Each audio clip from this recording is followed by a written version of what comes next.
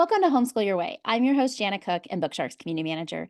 In today's episode, I am joined by Rob Voggy. He is the owner and teacher of Wilder Outdoor Academy. We're going to be talking about how you can implement outdoor education in your homeschool journey and delightfully hear from a dad who is an active participant in homeschooling his children.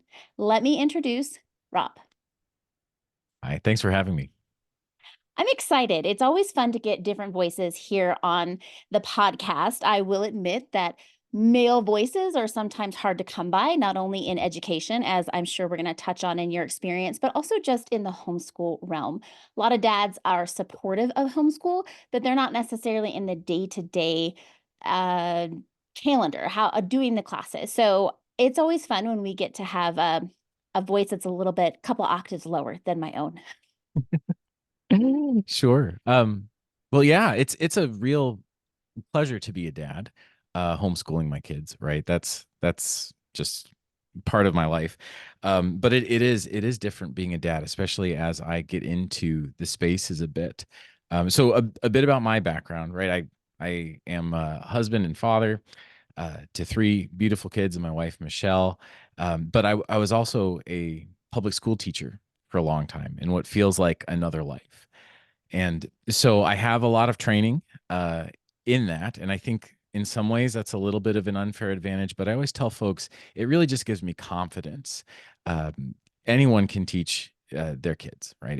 I think that's been a theme that I've heard you share on this podcast quite a bit. Um, but yeah, being a dad and being a former teacher brings a lot of interesting background to it. And then another interesting thing is that I also have a PhD in education, but in education policy. So my focus was less on teaching kids how to read and more on the laws that affect kids um, in schools. You said policy, and I immediately went, "Rah, rah." It's fun, it's engaging, and Mhm. and if you're involved in homeschool right now, there are there's some tensions right now in some states as homeschooling becomes more popular. So I would very much encourage anyone who has an interest to get involved in policy. Even if you don't have an interest, we need folks out there advocating for the issues that matter to our families. Well, we certainly do, and we're fortunate enough to live in a country where we have those opportunities. Well, and Janet, you grew up as a homeschool child, right? I I didn't know did. recently, or I didn't know until recently that homeschooling was not legal in our state until around the time that you were a homeschool student. We're not in the same state, but yeah, so those are rights that we need to fight for sure. Yeah. Oh yeah.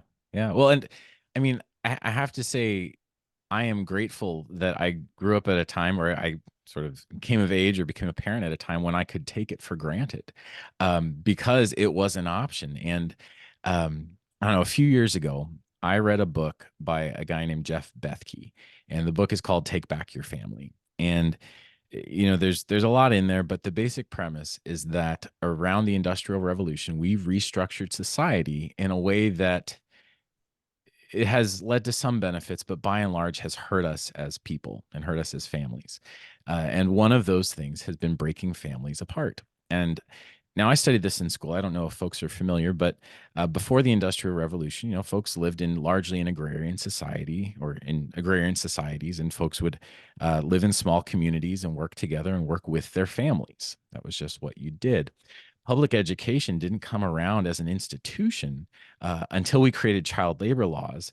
And that also coincided with the time when we started developing factory work. So we needed places to send parents to go work. The kids were no longer allowed to work.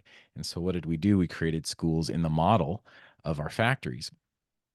And so there are a lot of people who take issue with what we're left with in now a modern society or in our modern society. But one of the things that often goes untalked about is that we are separated as families and that it's breaking us apart. And that really convicted me. That was really heavy, um, or weighed heavily on my wife and I. And so, I don't know that there's a definitive solution to solving that problem. But homeschooling is a tool that we can use to bring our families back together, to bring the connections and the bonds that have made us human for as long as we've been around, making those central to our lives again. And I'll tell you, there was one other thing that really hit me, and it hit me because I was a teacher, and it hit me because I used to do it. and we took our oldest. And if you meet our oldest, he's amazing. He's a really cool kid. He's a great leader. He's so very sociable and talkative. His ability to engage with adults from very early on is amazing. Um, he's clever. He's inquisitive. He's funny. Um, but a lot of the things that you would measure in school, he is not so great at. And we sent him to preschool, as everyone does. And like, oh man, I just remember this is kind of funny, but around Halloween, the kids had to cut out pumpkins and like make a little jack-o'-lantern, right? And all the kids had their little pumpkins and whatever. And our kids was like a torn piece of orange paper with some tape on it. And like maybe like I don't even know if there's black paper involved. Like it was just it was clear that was not his gift. Right. So we went to our first parent teacher conference and I had done a ton of these. And it was my first time being on the other side. And all that they focused on were the things that our kid couldn't do, or that he couldn't do yet, or that he couldn't do in a way that they thought was right. They even focused on his running. They said his feet were too turned out when he ran. They didn't say a single positive thing about the kid. And all I could think is this system is not designed for my child's success. Right. And so I think it was those two things that really resonated with us to, to homeschool our kids, to pull them out of the schools and to do it ourselves. And thankfully, both my wife and I have the confidence to do that. I have a work situation that allows me to be a little bit more flexible. So I'm able to do it less than my wife does. She's the primary teacher, but we both teach our kids, which is really a blessing. So, were you ever able to see the deficit in the system before you personally had children? As an educator, as a PhD in policy, did you see how broken it was before you got on the other side? That's a great question. Um, I had a professor when I was in my undergrad, and it was the semester before we were going to go out into the world and teach. And so we had all student taught and we were going to go out. And he sat us down and he gave us this long lecture. And he was a high school band director for a long time. He said, guys, um, parents are crazy and they're going to do and say irrational things, but you need to know that you will not understand until you're a parent. And at the time I was like, whatever, and then I witnessed it. I remember a coworker coming in whose kid was in band, marching in, being really angry that I scheduled photos on a day when her kid couldn't be there. And I was like, I don't know. But, that sort of thing I experienced, it wasn't until I had kids that I stepped back and said, oh, this is not good. But I never questioned that, I was responsible for someone else's children for 8 hours a day. And that maybe something might be wrong with that. Uh, you know, it didn't occur to me until I had some skin in the game and I had a vision for what I wanted our family to be. Now that we're in a place in our society where homeschool has really become a viable option for so many more, right? I'm not quite sure that the majority sees that just yet, but we definitely have seen it grow exponentially since the pandemic. And so you were in it. You saw that you didn't want your child and then subsequent children in it. So how does that now take us through how you get to where you are now with this outdoor education? So, I mean, it's a total juxtaposition. You were in a classroom, fighting for policies, and now you're in a flannel in a cabin saying everyone should just learn outside. Yeah. Well, I mean, I still do a lot of those things, right? So I still do policy research for a living. I wish I did a little bit more with homeschool, or with the outdoor work that's being done with public policy. Maybe we'll land there someday. Um, but yeah, I mean, I don't know that it was a transition. I think what home being a homeschool parent did was it gave me an opportunity to do something I had already been doing my whole life. So even when I was a music teacher, um, I love the outdoors. The outdoors were where I found healing and freedom when I was a kid. right? I would get my fishing pole, hop on my bike. I grew up in South Florida around the Everglades, um, and just go out into the woods and fish and do some stuff and build some stuff. And that was a place where I could start to feel capable and competent. And so when I started working with boys who, especially boys, I mean, I worked with boys and girls, but um, my heart was always for boys who were struggling with something, maybe who'd experienced something really difficult in life. And where I taught, there was no shortage of, unfortunately, those kinds of experiences for my students. But when I had a particularly challenging student, connecting with them was always my goal, right? Connection, connection, connection. They don't care. What is it? They don't care what you have to say until they know you care. And so connecting with kids in the outdoors has just always been something I've done, and I did that with students who needed a space. I always knew they needed a space to feel strong, to feel capable, to face something wild and dangerous, and to know that they had some ability to control it, right? So whether it was camping trips with kids or taking them out, hiking up mountains and things like that in Arizona, which is where I taught. I live in Minnesota now. Uh, I've always been doing it, right? But the outdoors work I do now actually has less to do with my own kids, although we do a ton in the outdoors. My kids are way more comfortable fishing and know a ton about identifying animals and you name it. We were foraging acorns last fall, and my daughter built a maggot collection, and that's all she talks about now. She wants to collect more maggots. I think it's gross. I try not to tell her it's gross, but like that's her thing. So like my kids know about that. My kids do not know the difference between football and basketball. Um, so Well, either Americans don't know the difference between football and soccer, so I don't think that's too much of a stretch. that's yeah.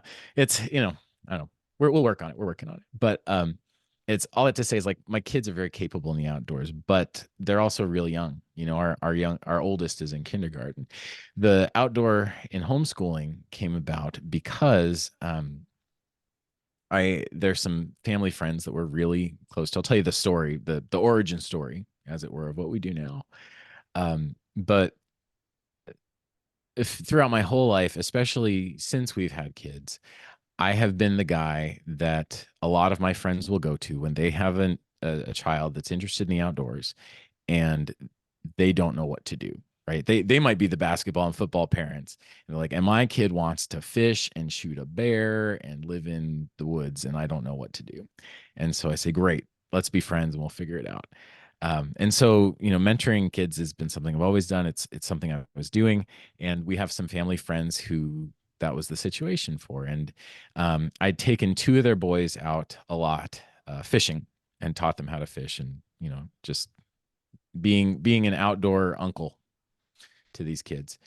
And one of the things that we love doing in our family are having wild foods meals, and it's just a way to share something that we love with folks and to help them connect with the world that they live in, the community that they live in, and food in a new way. And so, just the rule is everybody brings something that they found or harvested um, in some way, or that they grew. We can have garden stuff in there as well. And so we had this family over, and at the end, in passing, the mom said, I wish there was something like this for homeschool kids, because our boys especially are now almost teenage boys are finding that they don't have any spaces for them, and all the co-ops that they have access to tend to be a little friendlier to girls, maybe without realizing it. And man, it'd just be great if there was a space where they could be a little wild, explore that edgier side. And so part of my teaching background is in curriculum writing. I wrote and published a hip hop curriculum. For anyone who's interested, it's out there. Just look up my name and look up hip hop, and you'll find a whole other life, again, other lives. Um, but we put together a class. And so it just started where every Tuesday we'd meet and we'd learn some outdoor and survival skill for 2 hours. And eventually we got up to about 11 kids with that class, and it's morphed and it's changed and it's continuing to grow. But it was just an opportunity to help those kids feel connected and competent in the outdoors. Do think that there are more opportunities than ever for children to be able to learn what they're interested in, regardless of where they're growing up. I think your Wilder Outdoor Academy is proof of that, right?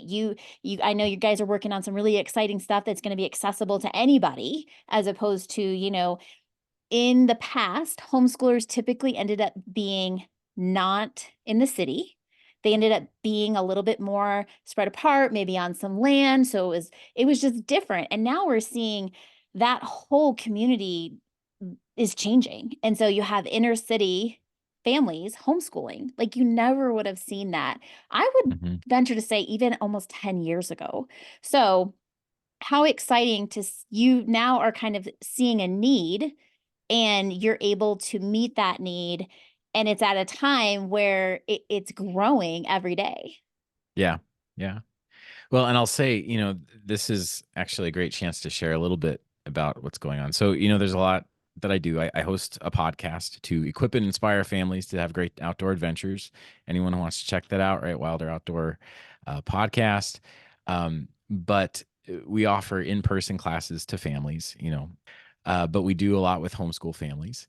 And we were trying to think of how do we make this more accessible. And for a while, we had a video curriculum, and I sent it over to some friends of mine who live in like New Jersey and work in New York City. And they're very outdoorsy people, but they are struggling with like, how do we make it happen in the city now? And I sent them the videos and they were like we don't have access to a lot of the stuff we need. And so we got to thinking, and what we're doing now is we're putting some of our courses in a box. And so that's something that'll be coming out here in the next few months.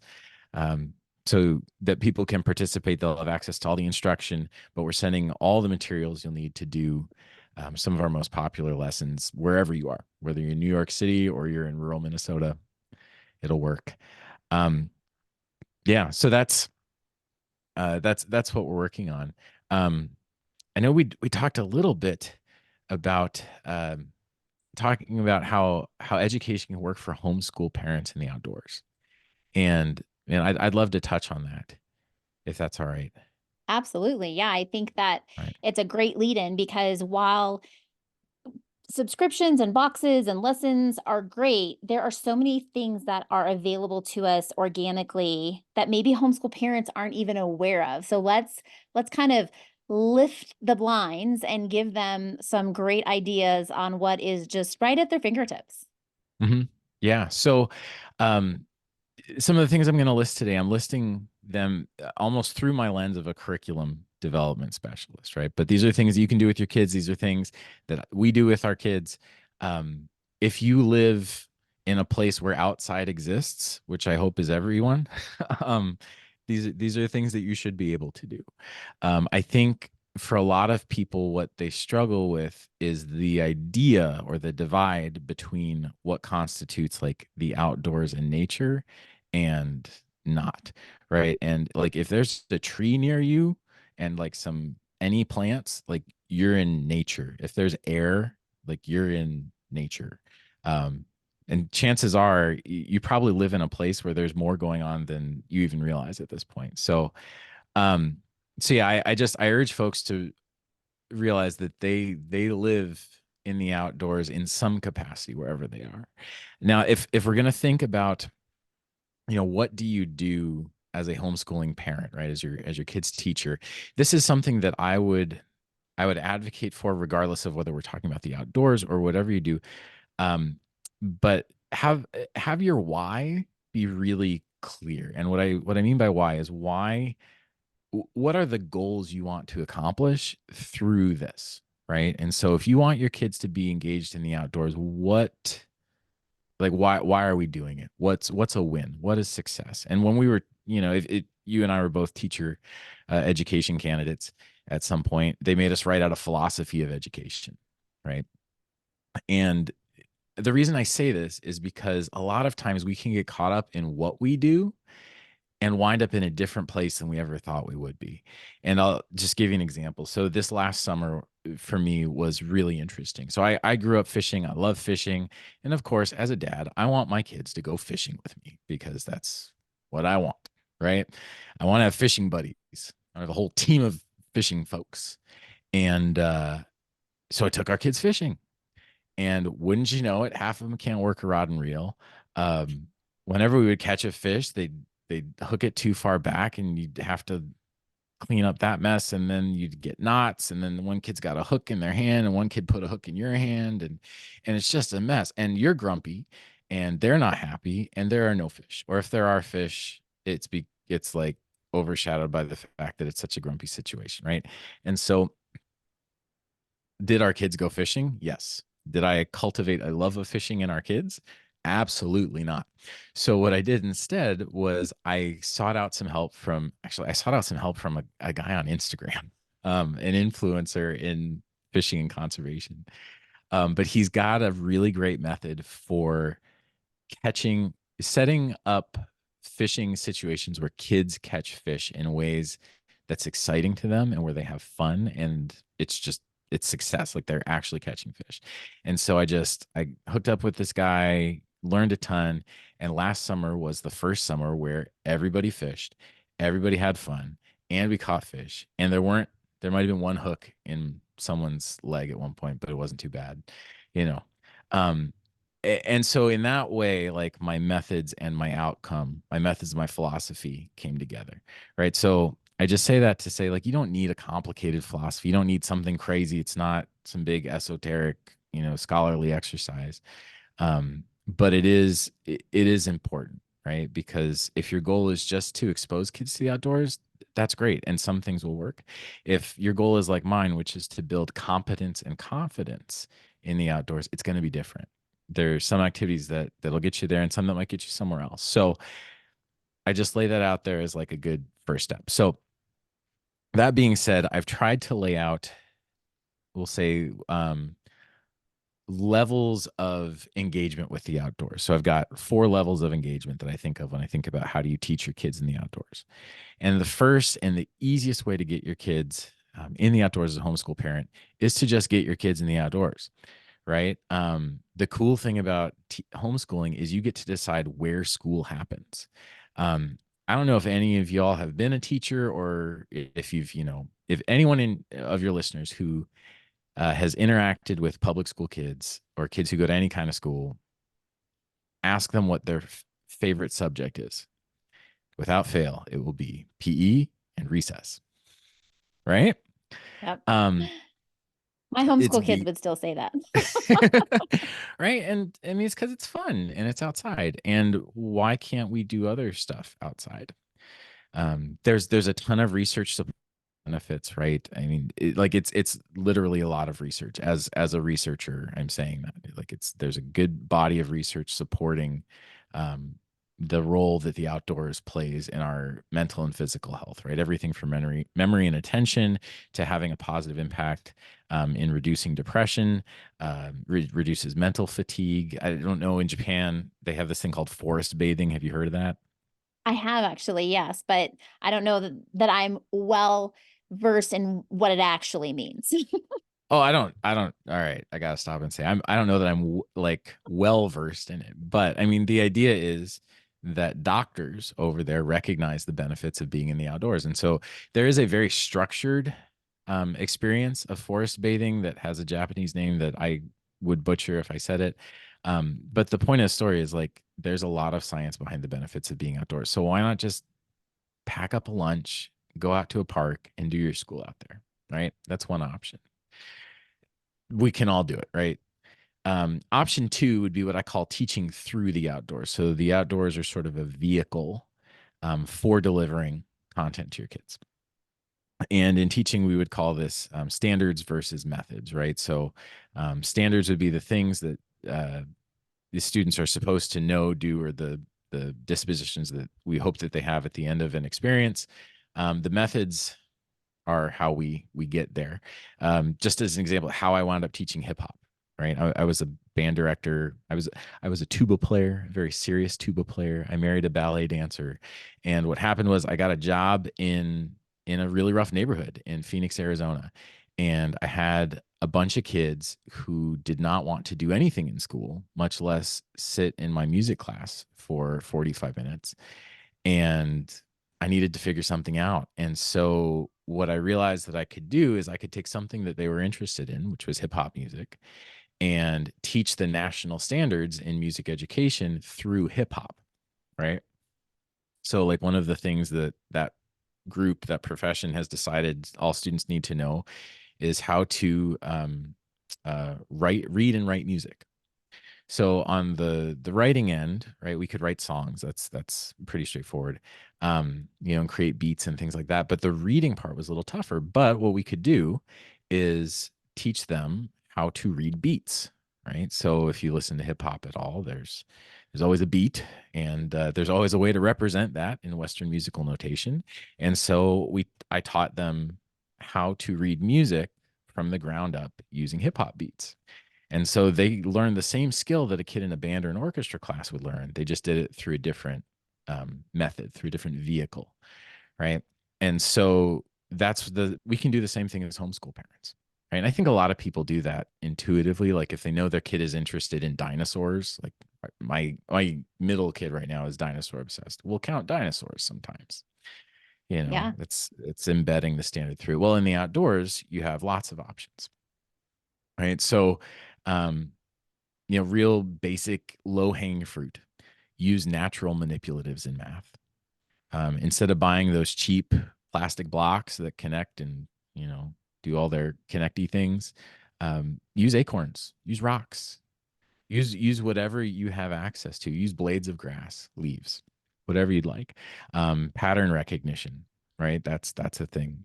Leaves. Leaves are amazing. Tons of things that you can do, spotting similarities, differences. Um, if you want to go a bit further, you've got older kids, right? I kind of live in the woods. This background looks deceptive. I kind of do live in a cabin, but I also kind of don't. Um, we live in the woods, and so what we've got is more squirrels than we know what to do with. And in fact, my daughter yesterday wouldn't go outside because the albino squirrel looked at her, and I mean, she that's pretty scary. it was looking at her, and she didn't want to go back outside. So, but all it says, we got a lot of squirrels, right? So what you can do, what's interesting with squirrels is they're very territorial. And so we could really easily just map out our yard and count the squirrel population one day. And then from there, it's springtime. If every squirrel has 3 babies, how many babies are there? If squirrels in this quadrant have 2 babies and 5 squirrels in this quadrant die, I mean, we don't want that, but it happens. How many squirrels do we have left, right? So there are lots of ways that you can embed these sorts of things. Now those are all sort of math focused, but especially folks who are familiar with Charlotte Mason, they're going to be attuned to this through nature study, right? So there's a lot of writing and reading about nature and those sorts of things, writing poems, just whatever you find your kid taking an interest in, or whatever's available to you, just think about what you can teach through it.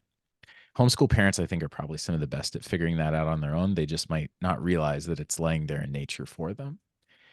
Well, I No. think what a lot of parents might not realize is that they're doing it and there's purpose behind it. They just didn't realize that there was purpose behind what they were doing, right? So it's like, Hmm. everyone get outside, the four walls are closing in, we need fresh air.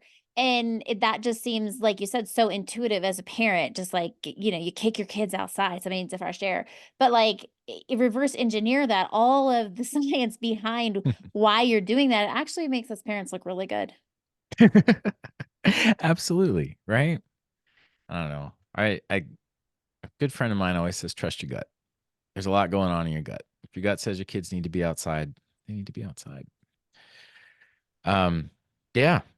So, all right. So third level, right? If we're thinking about it, is how deep are we going down the rabbit hole? The third level is what I would call, I wouldn't call this, it is called this project-based learning. And so here we get a little bit more involved, which is where we take a real world problem or issue, whatever it might be, and we learn as we work through it, right? And again, I'll give you an example from my teaching days. I'll give you some examples for the outdoors here in a second. But this is my favorite example. Do you remember Kid President? I don't know. I was homeschooled. This was like maybe 10. It was like would have been 10, 12 years ago. There was this kid, and it was right when like viral YouTube videos were kind of starting to like be normal, and he went viral, and he was just this kid who made these awesome videos, and he was like, "What are you gonna do with your life?" And at the time, I had a class of students, and I had a few in there that needed to be there because they need some extra love and care. Um, and so I turned that class into a rock band class. And these kids were learning songs, were learning to play instruments. They, were putting everything together. And at one point I said, well, watch this kid president video. It's like he's in fourth grade. He's changing the world. What are you guys doing? Come on. Let's get something together. And so the kids decided to put on a benefit concert to benefit folks who were experiencing cancer. We had unfortunately a teacher who had passed away that year because of breast cancer, but they decided to put on a concert. There's a lot that goes into putting on a concert, including the music, right? So to do this, they had to learn all the songs that they want to do. They had to, set out a set list. They had to learn about lighting. They had to learn about graphic design. They had to learn about promotion. They had to write things and speak to people and do all sorts of things. And so through that project, what we wound up doing was learning a ton of stuff. Now, with project-based learning, what'll happen a lot of times is you don't get to go as deep as you would, right? Like it's not quite like math, right? With math, when we study math, we go deep and we learn math in isolation. But when you do project-based learning, you tend to learn math and a bunch of other things. And so it can be a little shallower in terms of the amount of content, but much broader. And also it sticks better, right? You'll never forget an experience like that. And so for homeschoolers, what can we do? Right? Some great ideas. Plant a pollinator garden and have your kids figure out the whole thing, right? It's great for math. It's great for biology. It's great for all sorts of things. So, have them map out the area that they want to plant, have them figure out the amount of seed that they need to plant, what kinds of seeds, how much is that going to cost based on the area that you're trying to fill up? What time of year do you have to plant it? What kinds of pollinators live in your area? What roles do pollinators play? Do they have other food sources nearby? Are there any issues in your area that might be killing the pollinators? What can we do to fix that, right? These are real, like very real problems that a lot of our communities face, and that they're also great resources to learn from.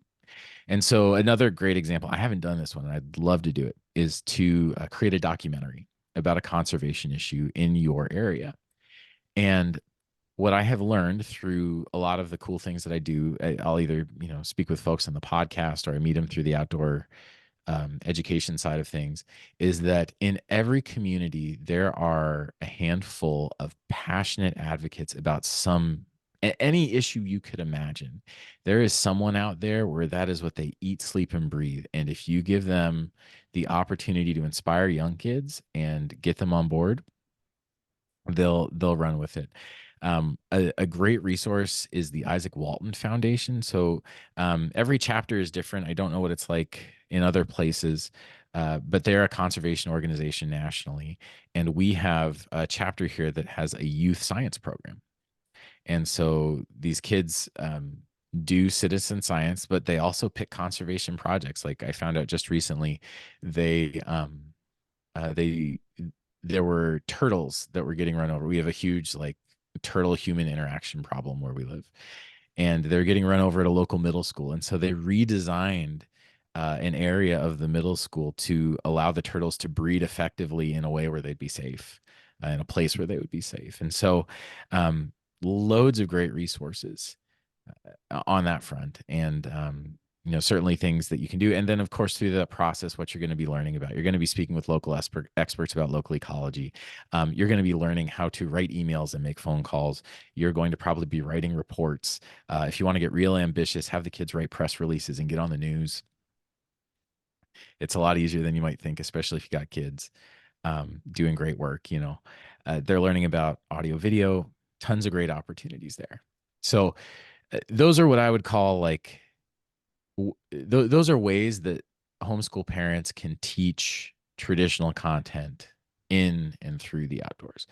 The last level, sort of like the deepest commitment to the cause that I would say is what I would say is teaching the outdoors as a subject. And that's what I do. Right. And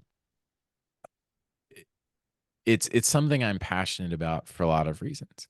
Um, but I think, like, again, a story might be the best way to illustrate it. So, as I mentioned, when I was teaching, I came across, I worked with a lot of kids that had a lot of challenges.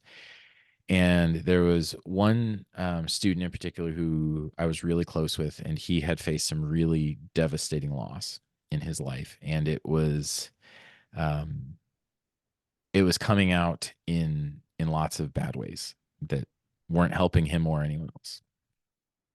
And he and I would hang out a lot, but I knew he needed more. And so what do? We go climb a mountain. Why do we go climb a mountain? Climb a mountain because it's really hard and it is legitimately scary. And it is also legitimately uh, achievable for that kid. And he didn't think he could. And so, what the outdoors in that situation did for that kid was it gave him a space to face something bigger and scarier than him, which life was giving him a lot of. But in this case, he had a guide and he had the opportunity to feel a sense of agency over that really big, scary thing and to get to the top. And when we got to the top, that's when we say, hey, let's talk about life. And I love you. And I think you're amazing. And look what you just did. You're a champion. Um, and so that young man, he's not that young anymore. Uh, he's experienced some hardship in life, but anytime he and I connect and I see his experiences that are sort of grounding him in life, they're in the outdoors. They're in the outdoors. And so the again, my why has me grounded in confidence and competence. And when I think about why that's important for kids today, regardless whether you're homeschool or not, I think the anxiety that we see in so many kids, right? It's documented, it's research based. Like anxiety is going through the roof for young people. I think, and I don't have research on this, but I believe that a big part of that is because we have so uh, tamed the world that they live in that they don't know how to overcome or confront a threat, even if it's just imaginary, right? And so the outdoors create an opportunity, or it should say experiences in the outdoors create opportunities to teach kids how to confront a legitimately dangerous thing in a way that is safe and useful. I am excited to see what you guys are going to be coming out with um, in the next couple months with your curriculum and your boxes, and just excited about the accessibility that it's going to be for people who are right now, your local folks are being able to experience this hands on, but it's going to be available to the rest of us who are kind of out here going, what do we do? How do we do this? Where do we go? I think that the excitement is building, the momentum for getting outdoors and putting down the screens and connecting more as family, as communities. I'm seeing the potential, and it's hopeful. I'm getting Mhm. hopeful again that we are going to maybe turn a corner in our world and start reconnecting on personal levels. And I think the outdoors is a great place for that to start to happen. Oh, I love that. I love that. You mentioned that the box we're putting together right now is a knot course, practical Sign me knots for the up. outdoors. Sign me up. Awesome. I want to get one of those boxes. I'm excited. My daughter Awesome. had to watch the movie Jaws for one of her classes, and one one of the scenes they're tying, he's like, "You know how to tie this knot?" He's like, "Of course I know how to tie this knot." There's tons of nautical knots, I guess. I don't know. And I was like, Mhm. I don't know how to tie a knot like that. I think maybe I need to know how to tie a knot like that. Yeah, well, and it's really interesting. The more you go down the rabbit hole, there are knots for the outdoors. There are knots for ships. There are knots for rock climbing. Like and there's some overlap, but it's not always a ton. Who We knew? Who knew, Rob? I mean, until you start doing it, you don't know. yeah, Because for sure. it's and the whole thing is like every knot is a solution to a problem, right? Like it is one of those things. It is a little bit like math. Like you have to study it kind of on its own for a little bit at first, but like you need to do as fancy of a connection to stuff in the outdoors as you might on a ship. Making sure that it can hold like the weight of a ship, whatever you're tying it to. Um, Whereas on a ship, you might not, need to do so many lashings or something like that. Um, and we're talking about the stuff, making it, the products that we'll be offering and things like that. That's You want to give your folks some like easy low hanging fruit in terms of outdoor education. What they can do to start this process, regardless of where they are, who they are, what they have. And the first thing I always say is go camping. It doesn't need to be, and like it can be as glampy as you want, but go camping. And what camping is it's a way to go live outside with at least a little bit less of the security you had when you were inside. And there's, how to go camping and all the best practices, another conversation. I actually have some great podcasts with friends if they want to listen to my side of things, with some friends who offered some great resources on how to camp well. But like, go camping, and you're going to give something up, and something's going to be a little bit harder and weirder than it was when you're in your house. And your kids will be drawn to something. There will be something. Maybe it'll be the bugs. Maybe it won't be the bugs. Maybe it'll be the fire. Maybe it'll be the fact that you let them hold a knife and they threw it into something and the knife was cool. Like, they're going to like something. And those two things, what was hard and what did your kids love? And take note of that. And now here's the hard part, is you have to go camping again. And this time, take that hard thing and lean into it a little bit. Take a little bit more away, but figure out how to do well with it. If it's a fire, maybe you needed lighter fluid to start your fire, right? Or you brought like 50 newspapers. Well, this time don't bring any newspapers. And do a little bit of research on a one match fire. Figure that one out, right? And then maybe you're pretty good with that. Maybe you're good. A lot of folks grow up with these like TPA frame hybrids, and someone teaches them how to put a bundle of um, tinder in it and just light it and go. Well, this time don't bring a match. See what that's like, right? And learn, and you'll get there. People have been doing this for as long as we've been people. And with your kids, do the same thing. Lean into it. What were they interested in? And if it's possible, learn about it together, right? That's the best. My kid loves animals. My oldest kid loves the animals when we go into the outdoors. So we spend a lot of time on that. We spend a lot of time fishing. We spend a lot of time hunting. Spend a lot of time tracking, tree identification. My kid is, again, does not know the difference between, pick two sports. I don't care what they are, soccer and, hockey. He can tell you the difference between a white oak and a red oak. And it's because we just spend those times outdoors. And so as you go down the rabbit hole, um, you'll eventually find that you as a family are becoming very capable and competent in the outdoors. Rob, where can our listeners find more information about what you and Michelle are doing? Sure. Well, what we're doing in our home is, kind of what we're doing. We don't do that on social media so much, but with Wilder, wilderoutdooracademy.com is our website. It's currently under renovation, but by the time this is up and running, it should be, or by the time this episode releases, it should be up and running again. We've got that. We've got a Facebook page, Wilder Outdoor Academy. We do post things whenever we do a class with kids. That's out there. And then we've got the podcast. So Wilder Outdoors podcast. Have a ton of great and really interesting people. Everything from moms and dads who do really cool, crazy stuff in the outdoors, to mountain rescuers, to I had a firefighter explain the science of campfires. That was amazing. Blew my mind. One of the best episodes from my standpoint. It wasn't the most downloaded, but one of my favorite ones. But yeah, so check us out on any of those. And you can follow me on Instagram. It's just Rob Vagi. It's ROBVAGI. I think there might be a dot in there.